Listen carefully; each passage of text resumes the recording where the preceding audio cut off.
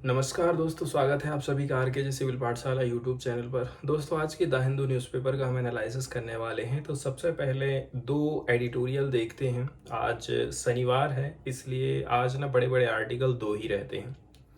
पहला जो आर्टिकल हम डिस्कस करने वाले हैं, ये पार्टिकुलरली हमारे देश में इन्फ्लेशन से रिलेटेड है। इन्फ्लेशन, जिसको हम महंगाई भी बोलते हैं आम बोलचाल की भाषा में।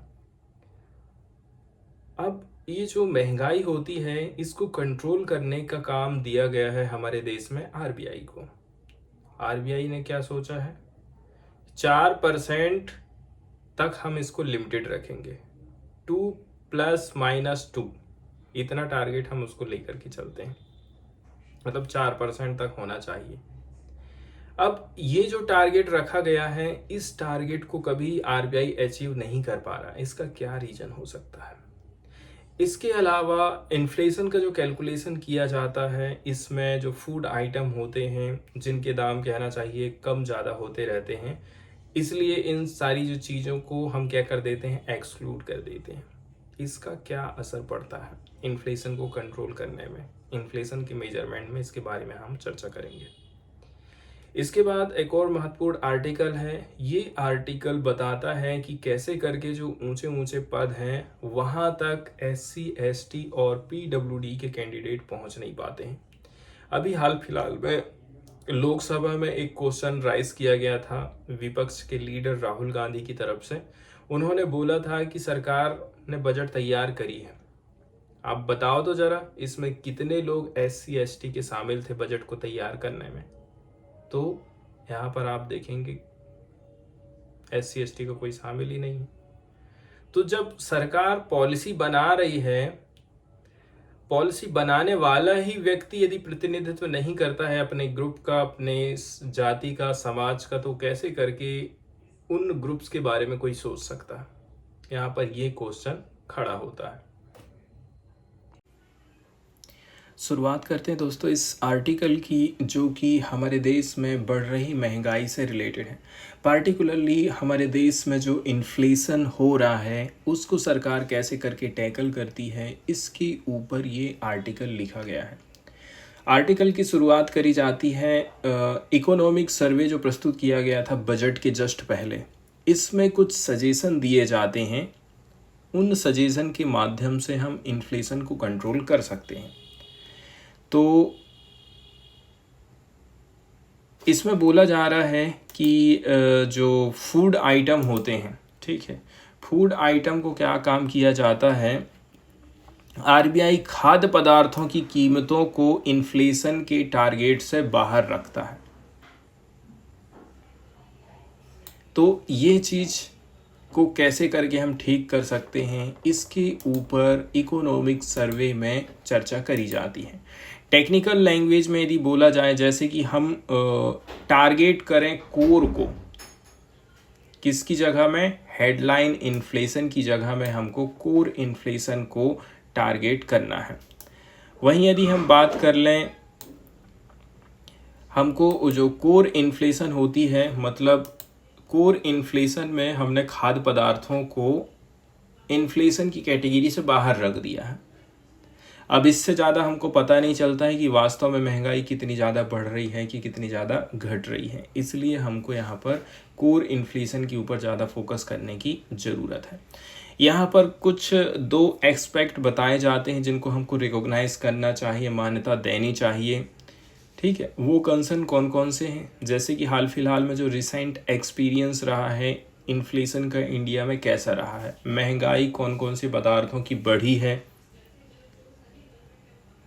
इसके अलावा इन्फ्लेशन को कंट्रोल करने के लिए भारत कौन कौन सी पॉलिसी अपनाता है। ये दो कंसर्न हैं जिनके ऊपर चर्चा करना बहुत ज़्यादा ज़रूरी हो जाता है।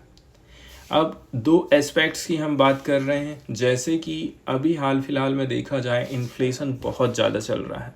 बारिश के मौसम में हम देखते हैं खाद्य पदार्थों के दाम एकदम हाई हो जाते हैं, चाहे वो सब्जियों के दाम हो, चाहे वो दाल के दाम हो, चाहे वो तेल के दाम हो। हाई इन्फ्लेशन हमको देखने को मिल रहा है। वहीं यदि हम जून के महीने की बात करें तो ईयर ऑन ईयर इंक्रीज़ हमको देखने को मिला है प्राइस ऑफ फूड में। ये कितना गया है, लगभग 10% इंक्रीज हमको देखने को मिला है। फूड प्राइस इन्फ्लेशन की यदि हम बात करें तो जो फूड प्राइस इन्फ्लेशन है वो काफ़ी हाई रही है 2019 से अभी तक का डाटा यदि उठा करके देखते हैं तो not that this is before the onset of कोविड-19 पेंडेमिक। कोविड-19 पेंडेमिक के पहले काफ़ी कुछ मामला ठीक ठाक था। कोरोना जब से आया है तो जो कंपनियों को लॉस हुआ है तो वो पूरा अपना भरपाई करने के चक्कर में लगी हुई हैं और वो हम ही लोगों से वसूल रही हैं। यहाँ पर तो हम मेंशन नहीं कर रहे हैं, यूक्रेन का युद्ध चल रहा है, इसके चलते चलते भी महंगाई बढ़ी है। Implying that domestic factor are at work. कुल मिलाकर के हम हमारे देश के जो डोमेस्टिक फैक्टर हैं इनकी ही यहाँ पर चर्चा कर रहे हैं।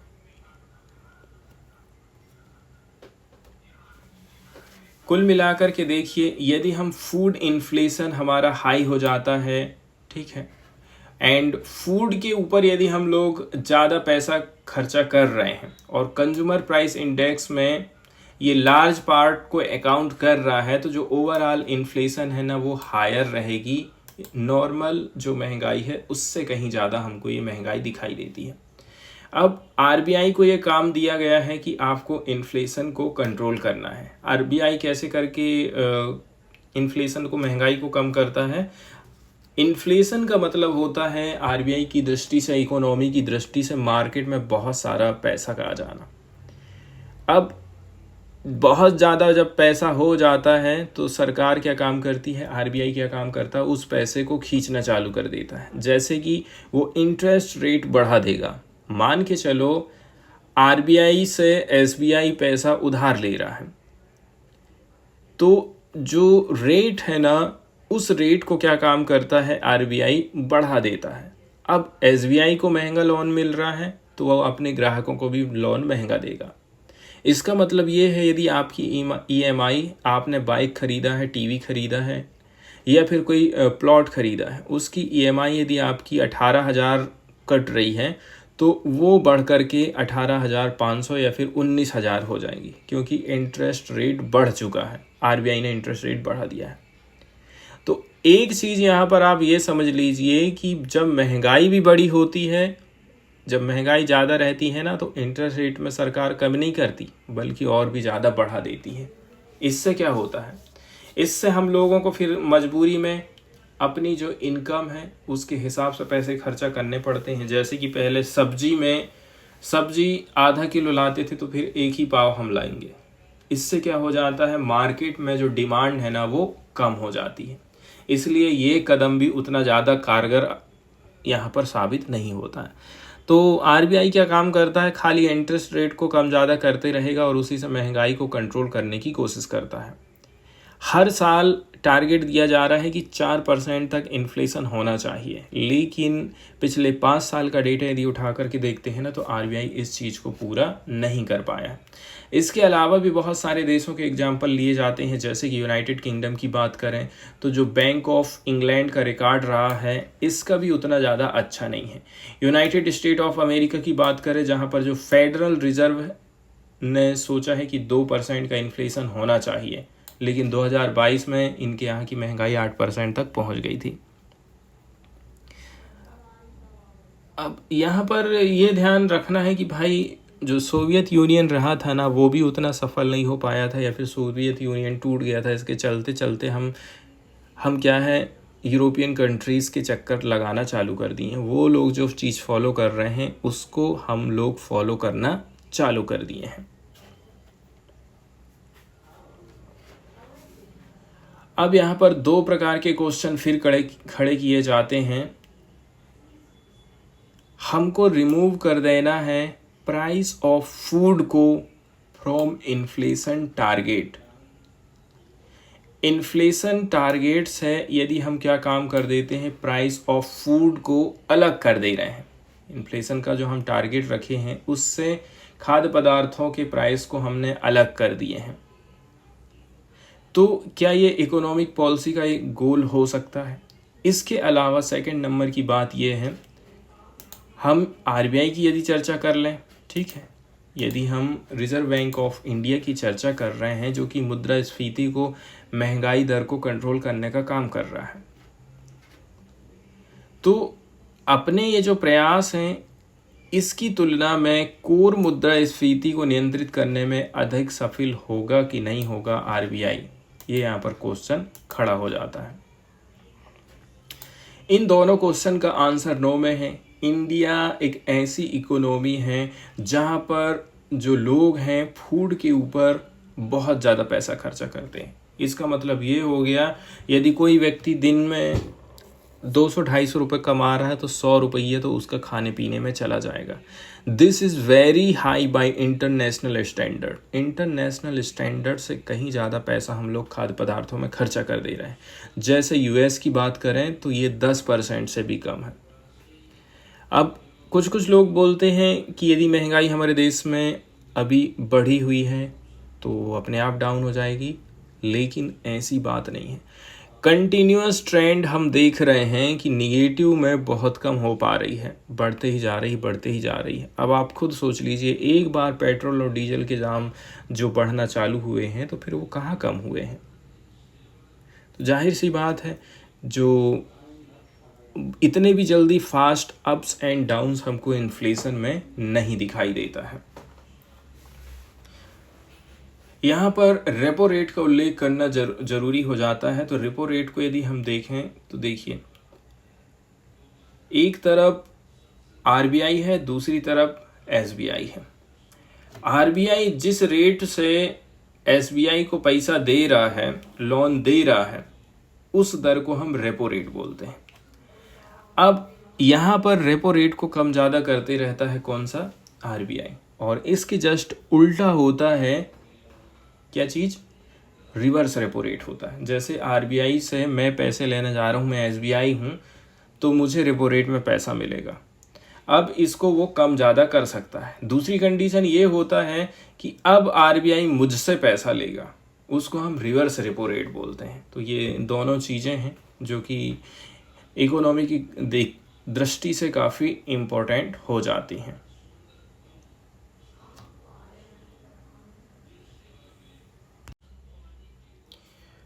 ये वाले आर्टिकल में हम दोस्तों समझने की कोशिश करेंगे कि हमारे देश में एससी और जो एसटी के लोग हैं, यदि वे आईएएस को ज्वाइनिंग भी कर रहे हैं तो वो सेक्रेटरी के लेवल पर या फिर और भी जो बड़ी बड़ी पोस्ट हैं वहाँ तक पहुँच नहीं पाते हैं। इसका क्या रीज़न है? हाल फिलहाल में देखा जाए,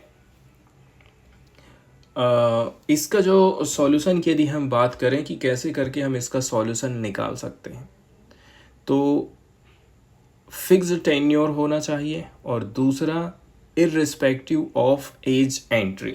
इसका मतलब ये है, यदि हम चाहते हैं कि हमारे देश में एससी एसटी, इसके अलावा जो पीडब्ल्यूडी कैटेगरी के लोग हैं वो ज़्यादा से ज़्यादा बहुत आगे बढ़ सकें, तो इसके लिए हमको क्या काम करना पड़ेगा? निश्चित कार्यकाल तो होता ही है।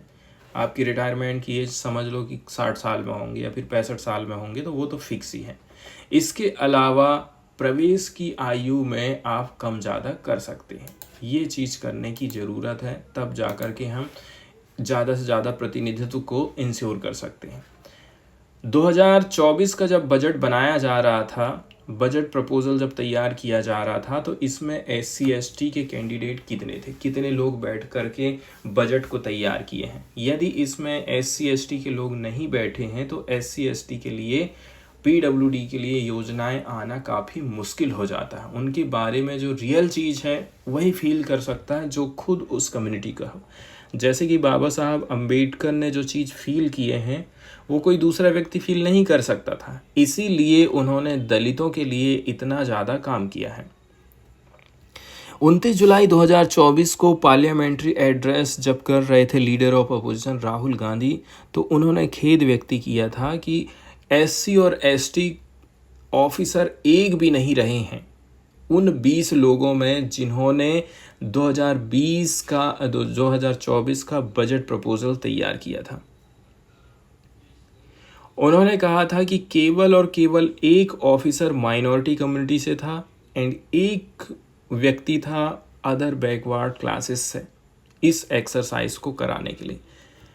ठीक है, तो राहुल गांधी ने जो ये मुद्दा उठाया था, इस मुद्दे को उठाने के पीछे एक ही रीजन था कि कैसे करके, ठीक है, जो poor and deprived sections of society होते हैं, ये लोग अपना रोल अदा नहीं कर पा रहे हैं, ये लोग फ्रेम नहीं कर पा रहे हैं क्रूशियल एस्पेक्ट ऑफ गवर्नमेंट की इकोनॉमिक पॉलिसी में। जब तक ये लोग खुद बैठ कर के अब पॉलिसी नहीं बनाएंगे, तब तक इनके बारे में कोई व्यक्ति सोचने वाला नहीं है। ऐसा करने का उनका उद्देश्य था। ठीक है, अब जवाब वित्त मंत्री की तरफ से दिया जाता है। उन्होंने बोला कि जो राजीव गांधी चैरिटेबल ट्रस्ट है और राजीव गांधी फाउंडेशन है, यहाँ पर आप ऐसे कितने लोगों को रख रहे हैं, तो फिर आप हम लोगों को क्यों बोल रहे हैं कि हम SC ST को रखेंगे? आप तो खुद अपनी बात करिए ना, राजीव गांधी फाउंडेशन की बात करिए, राजीव गांधी चैरिटेबल ट्रस्ट की बात करिए, इसमें आप ऐसे कितने SC ST लोगों को रख लिए हैं? तो कुल मिलाकर के ये जो मुद्दा है ना, अच्छा मुद्दा था, लेकिन वो पॉलिटिक्स में चेंज हो गया है। अपर कास्ट डोमिनेशन अभी भी कंटिन्यू है, इसलिए शायद जनगणना नहीं हो रही है, जातिगत जनगणना भी इसीलिए नहीं हो रही है शायद। लेकिन हमको अब्सेंस देखने को मिलता है, SC ST ऑफिसर्स लोग नहीं बैठे थे बजट मेकिंग एक्सरसाइज में।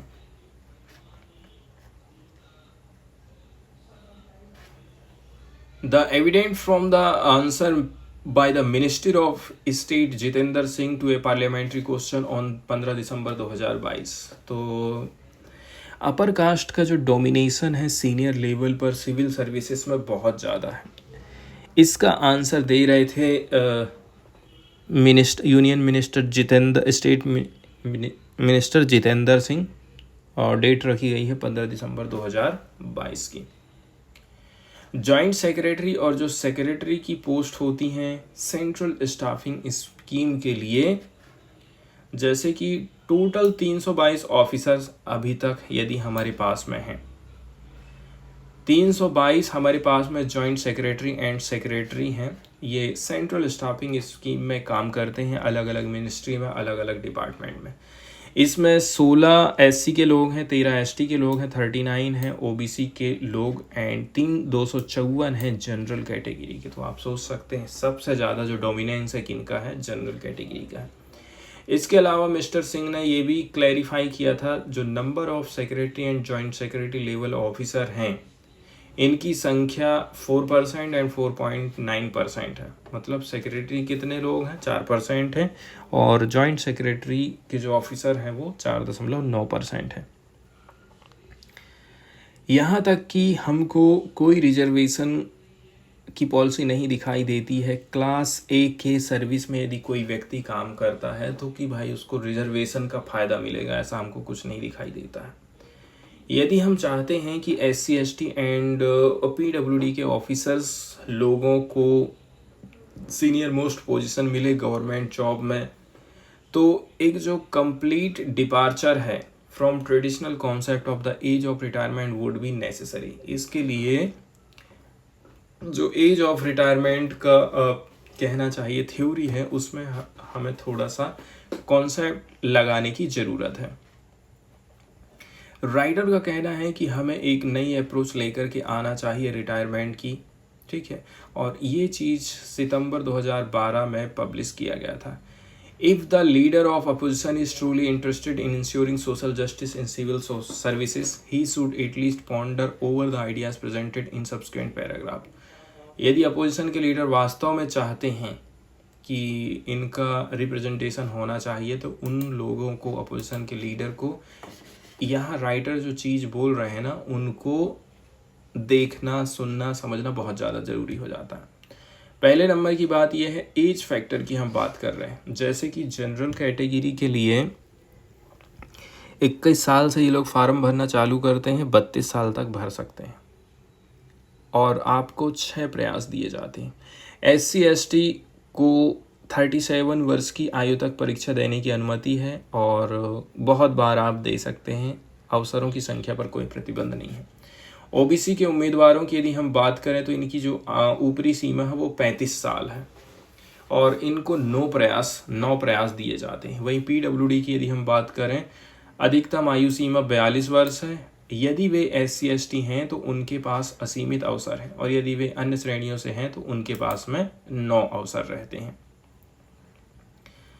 अब इसमें से आप देखेंगे ना, SC/ST और जो पीडब्ल्यूडी के कैंडिडेट होते हैं वो ऊपर तक नहीं पहुंच पा रहे हैं। क्यों? क्योंकि ये लोग लेट ज्वाइन कर रहे हैं और जल्दी रिटायर हो जा रहे हैं। इसके लिए क्या किया जा सकता है? इसलिए ये लोग ना लोअर एंड मिडिल लेवल पर ही रिटायरमेंट हो जाते हैं।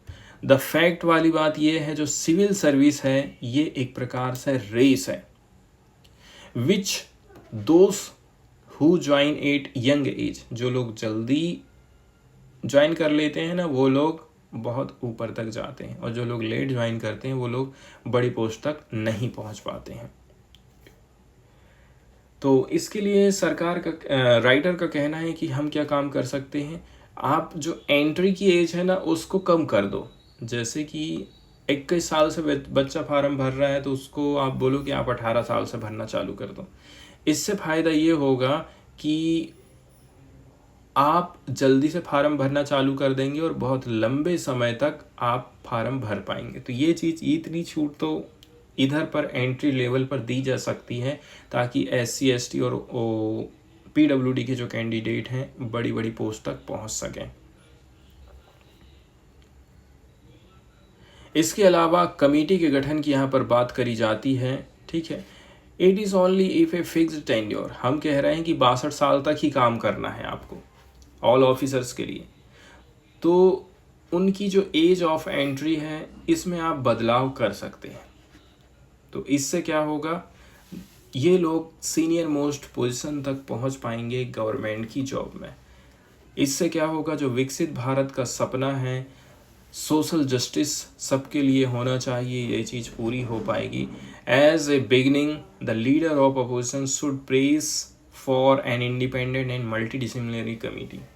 राहुल गांधी को ये भी ध्यान देना पड़ेगा कि एक कमेटी का गठन किया जाए जो कि इंडिपेंडेंट रहेगी, मल्टी डिसिप्लिनरी रहेगी, और इसमें एडुकेट SC/ST OBC PWD का रिप्रेजेंटेशन होना चाहिए। वही लोग एग्जामिन करेंगे इस प्रपोजल को ओपन माइंड के साथ में। तो ये बहुत ही इम्पोर्टेंट आर्टिकल है, छोटा सा आर्टिकल था लेकिन बहुत बेहतर आर्टिकल था। न्यूज़ वाले आर्टिकल्स की यदि तरफ हम जाएंगे दोस्तों, तो आज हम चर्चा करने वाले हैं नेशनल फिल्म अवार्ड के बारे में। 70वें नंबर का नेशनल फिल्म अवार्ड प्रोवाइड किया गया है हाल फिलहाल में, ठीक है। तो इसके बारे में यहाँ पर हम चर्चा करने वाले हैं। तो सबसे पहले तो नेशनल फिल्म अवार्ड्स के बारे में हम थोड़ी सी बेसिक जानकारी देख लेते हैं। The National Film Award is indeed the most prominent film award ceremony in India.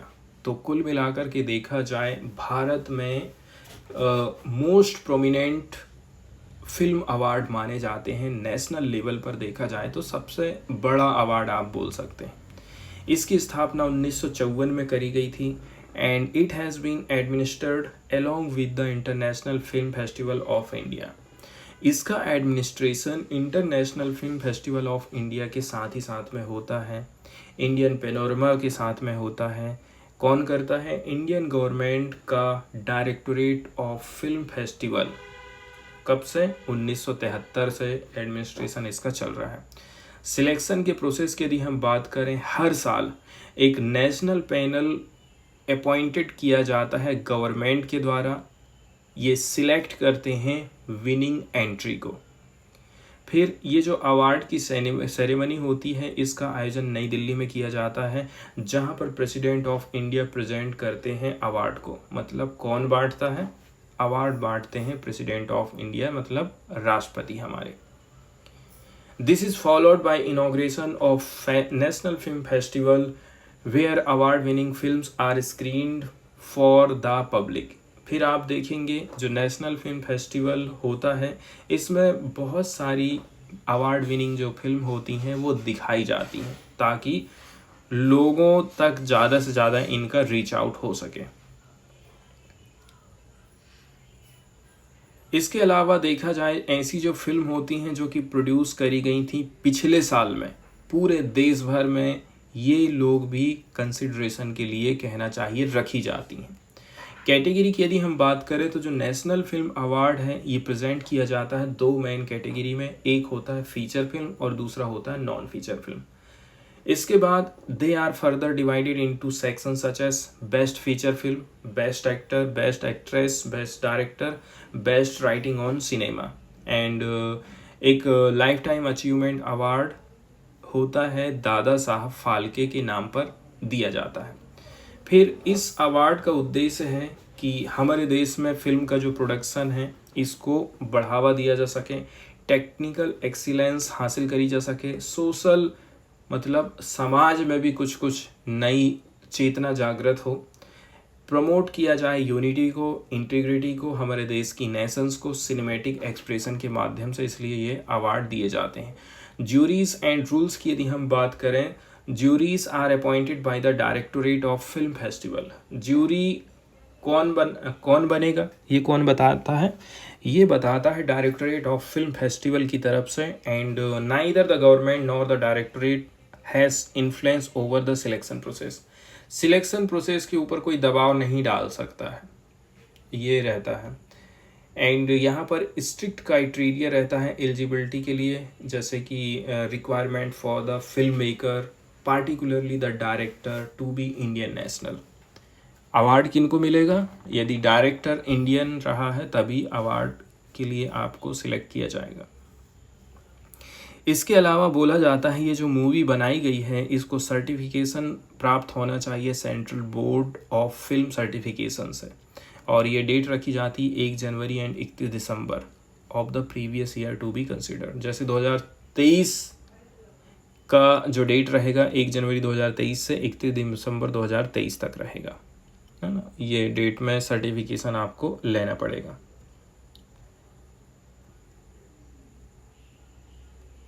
अब इसके बाद और भी अवार्ड्स एंड रिकॉग्निशन की यदि हम बात करें तो यहाँ पर आप थोड़ी सी जानकारी और देख सकते हैं, जैसे कि अवार्ड विनर क्या काम करते हैं, रिसीव करते हैं मेडोलियन को कैश प्राइज मिलेगा, सर्टिफिकेट मिलेगा, ठीक है।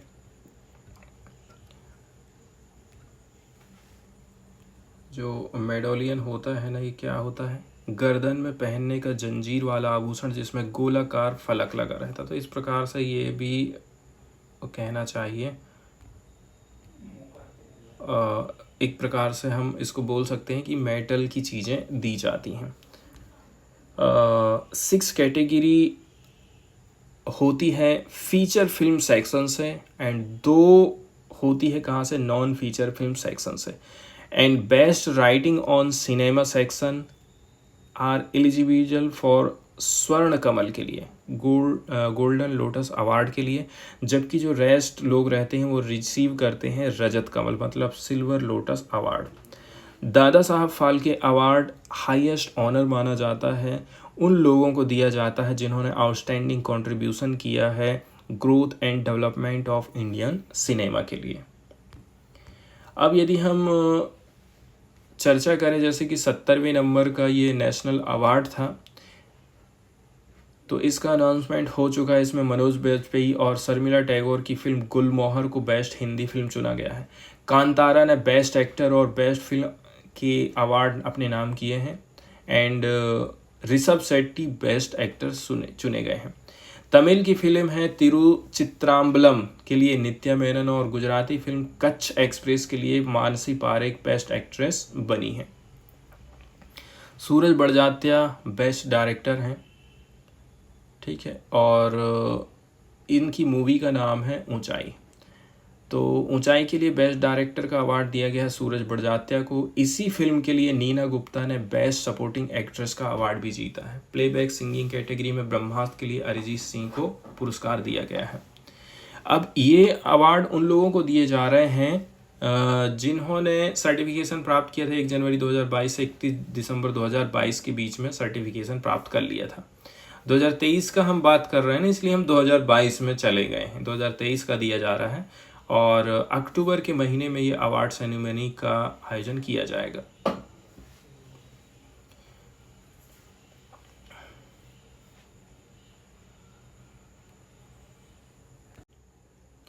अगला जो न्यूज़ का आर्टिकल हम देखने वाले हैं जम्मू एंड कश्मीर से आया है। हाल फिलहाल में देखा जाए स्पेशल स्टेटस हटाया गया था जम्मू एंड कश्मीर का, आर्टिकल 370 समाप्त कर दिया गया है। तो अब जम्मू एंड कश्मीर में चुनाव का आयोजन किया जाएगा 3 फेज़ में। 18 सितंबर से चुनाव यहाँ पर चालू हो जाएगा। तो देखिए, जब से आर्टिकल 370 हटाया गया है तब से पहली बार यहाँ पर चुनाव हो रहे हैं। अभी सरकार क्या है, यहाँ पर डायरेक्ट राज्यपाल के माध्यम से यहाँ पर शासन कर रही थी। केंद्र शासित प्रदेश उसने घोषित कर दी थी, यूनियन टेरिटरी।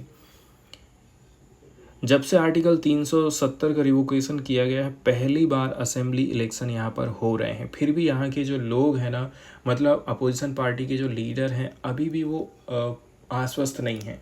उनका कहना है कि ऐसा नहीं होना चाहिए कि खाली काम चलाऊ इलेक्शन हो जाए, या फिर हमारे पास में वास्तविक ताकत होना चाहिए।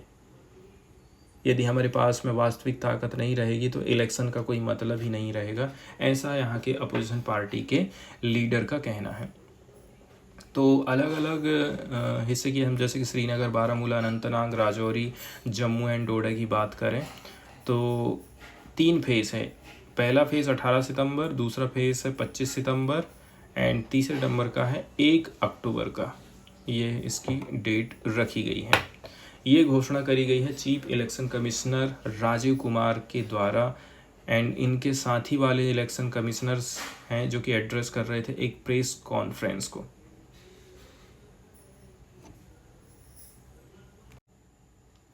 इसके बाद नेक्स्ट वाला जो न्यूज़ आर्टिकल यहाँ पर हम चर्चा करने वाले हैं दोस्तों, वो इसरो से रिलेटेड है। ठीक है, इसरो ने हाल फिलहाल में देखा जाए तो एक और उपलब्धि हासिल करी है। इसने लॉन्च किया है SSLV D3 EOS-08 मिशन को, भारतीय अंतरिक्ष अनुसंधान संगठन। ठीक है, ये एक भारतीय अंतरिक्ष संस्थान है जिसका मुख्यालय कर्नाटक राज्य के बंगलौर में स्थित है। इसका काम है अंतरिक्ष संबंधी टेक्निक अवेलेबल करवाना, उपग्रह, इसके अलावा भी कहना चाहिए जो लॉन्चिंग व्हीकल होते हैं, साउंडिंग रॉकेट्स हैं, इसके अलावा जो जियो स्टैटिक सिस्टम है, इनका डेवलपमेंट का काम करने का काम करता है इसरो। इसकी स्थापना हुई थी 15 अगस्त 1969 को। इसका मुख्यालय है बेंगलुरु में और इनके संस्थापक थे विक्रम साराभाई। तो ये जो मिशन है इसको लॉन्च किया गया है एक स्मॉल सैटेलाइट जिसको डिज़ाइन किया गया था ऑब्जर्व अर्थ को ये ऑब्जर्व करेगा। It follow the success of the earlier SSLV D2 EOS-07 mission which was launch in February 2023। तो 2023 का आप लेटेस्ट अपडेट बोल सकते हैं। माइलस्टोन हम हासिल किए हैं, तो जो SSLV D3 EOS-08 होता है ये 3rd फ्लाइट रही है इसरो की स्मॉल सैटेलाइट लॉन्च व्हीकल के माध्यम से। ये जो मिशन रहा था कंप्लीट हुआ है। ठीक है, डेवलपमेंट फेज़ में ऑफ न्यू रॉकेट के माध्यम से। वहीं यदि हम 2024 की बात करें तो इसरो ने सक्सेसफुली लॉन्च किया था 2 और भी मिशन, जैसे PSLV C58 एक्सपोसैट जनवरी में and GSLV F14 INSAT 3DS फरवरी में हम लॉन्च कर चुके हैं। लॉन्चिंग की डिटेल की यदि हम बात करें, ओरिजिनली सेट किया गया था 15 अगस्त। लॉन्च का जो टाइमिंग रहा था 16 अगस्त सुबेरे 9 बजे, मतलब 9:19 का ये टाइम था। And launch occur eight Satish Dhawan space centre. कहाँ से हमने इसको छोड़े थे? सतीश धवन स्पेस सेंटर से इसको छोड़े थे। तो जो SSLV रॉकेट है जिसमें हम लेके गए हैं इसको, कहना चाहिए सैटेलाइट को, तो ये 34 मीटर इसकी हाइट है एंड ये कैरी कर सकता है payload weighing up to 500 kg into low earth orbit. मतलब 500 किलो तक का वजन ये ढो सकता है यदि आपको लो अर्थ ऑर्बिट में कोई चीज़, कोई सैटेलाइट को पहुंचाना है तो। मिशन के ऑब्जेक्टिव की यदि हम बात करें, हम कैसे करके बिल्ड कर सकते हैं, लॉन्च कर सकते हैं माइक्रो सैटेलाइट को। इसके अलावा हम डेवलप करना चाहते हैं इंस्ट्रूमेंट को जो कि काम करेगा इस माइक्रो सैटेलाइट के साथ में, and using new technology for future satellite. ये इस प्रकार से इसके उद्देश्य रहे थे। वहीं यदि हम सैटेलाइट के स्पेसिफिकेशन की बात करें तो इसका वजन है 175 किलो एंड ये यूज़ करता है 420 वाट ऑफ पावर को and is build on the Microsat IMS-1 बस में and has a mission life of 1 year. 1 साल तक ये सैटेलाइट रहेगा एंड इसके बाद लॉन्च किया जाएगा यूजिंग SSLV-D3 रॉकेट। फिर पेलोड के बारे में यहाँ पर थोड़ी सी डिटेल जानकारी दी जाती है, इसको आप देख सकते हैं।